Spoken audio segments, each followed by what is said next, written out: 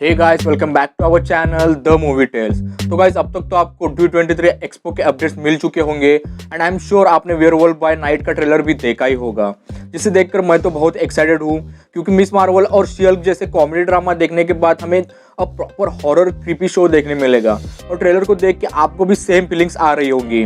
वैसे इसमें लोकी और मून नाइट के भी रेफरेंस हैं जिनके बारे में हम आगे बात करेंगे। So without wasting any time चलिए शुरू करते हैं। तो यूनिवर्सल ने 1920s में ही मार्वल से पहले अपना मॉन्स्टर यूनिवर्स बनाया था, जिसे यूनिवर्सल मॉन्स्टर यूनिवर्स कहा जाता है। और ये शो हैलोवीन स्पेशल होने के कारण आई गेस इस शो की थीम सेम ओल्ड टाइप यानी ब्लैक एंड व्हाइट रखी हुई है। और मार्वल ने इसका स्टोरी सिनॉप्सिस भी रिवील कर दिया है, जैसे कि कुछ मॉन्स्टर हंटर्स अपने लीडर के डेथ के बाद ब्लडस्टोन टेम्पल में आते हैं। उन्हें पावरफुल रिलिक के लिए एक डेडली कंपटीशन करना होता है और इस दौरान उनका सामना एक डेंजरस मॉन्स्टर से भी होता है। और ट्रेलर पे आए तो आई गेस ये शॉट्स है ब्लडस्टोन टेम्पल और ब्लडस्टोन मैनर के। अब ब्लडस्टोन ये एक फैमिली है जिसके मेंबर्स जनरेशन बाय जनरेशन से मॉन्स्टर हंटर्स है और इसका फाउंडर है यूलिसिस ब्लडस्टोन, यानी कि ये जो कि कॉमिक्स में इमॉर्टल मॉन्स्टर हंटर था।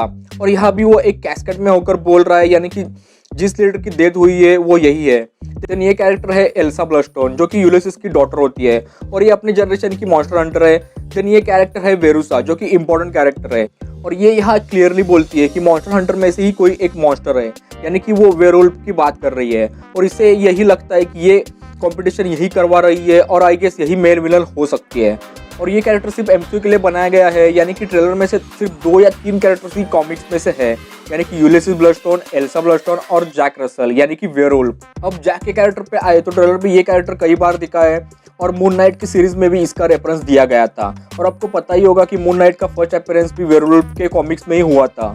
और आपने अगर नोटिस किया हो तो वेयरवुल्फ का टाइटल भी एग्जैक्टली मून नाइट के टाइटल की तरह ही रखा गया है। अब वेयरवुल्फ की ओरिजिन पे आए तो ये कैरेक्टर भी जनरेशन बाय जनरेशन वेयरवुल्फ बनते आए हैं। जैसे कि जैक रसल के एंसेस्टर्स में से एक की फाइट जब ड्रैकुला से हो रही थी तब उसने ड्रैकुला को सिल्वर नाइफ से मारने की कोशिश की थी और तभी उसको एक वेयरवुल्फ ने काट लिया था। अभी से उसके आगे की जनरेशन वेयरवुल्फ बनने लगी और ड्रैकुला भी इसमें इंक्लूड है, तो मोस्टली ब्लेड का भी इस शो में कैमियो हो सकता है। देन आगे बात करें तो ट्रेलर में हमें TVA के एजेंट्स भी दिखाई देते हैं जिन्होंने वेयरवुल्फ को एक केज में कैप्चर करके रखा है। अब ये लोग यहाँ क्या कर रहे हैं ये एग्जैक्टली गेस कर पाना मुश्किल है क्योंकि वो लोग किसी भी टाइमलाइन में जा आ सकते हैं। नेक्स्ट कैरेक्टर की बात करें तो वो है मैन थिंग। यहाँ उसका प्रॉपर लुक आपने देखा ही होगा और इस शॉट में उसका हाथ भी जब वो जैक रसल को पकड़ रहा होता है। अब इस कैरेक्टर की ओरिजिन देखें तो टेड सैलिसिस नाम का एक कैरेक्टर था और वेब ऑफ स्पाइडरमैन वॉल्यूम 2 के इशू नंबर 6 में ये रिवील भी हुआ था कि उसने डॉक्टर कॉनर्स के साथ भी काम किया था। और टेड ने सुपर सोल्जर सीरम का एक वर्जन बनाया था और जब टेड ने ये सीरम खुद लिया था तभी उसका कार एक्सीडेंट भी हुआ था और वो एक मिस्टिक दलदल में जाके गिर गया था और वही वो मैन थिंग में ट्रांसफॉर्म हो गया था और उसमें सुपर सोल्जर सीरम और मिस्टिक दलदल के कारण सुपर पावर्स आ गए थे।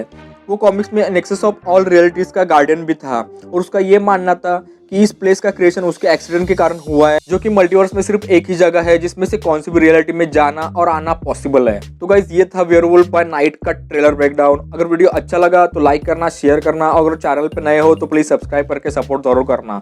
मिलते हैं ऐसे ही किसी नेक्स्ट वीडियो में। Till then take care and bye bye.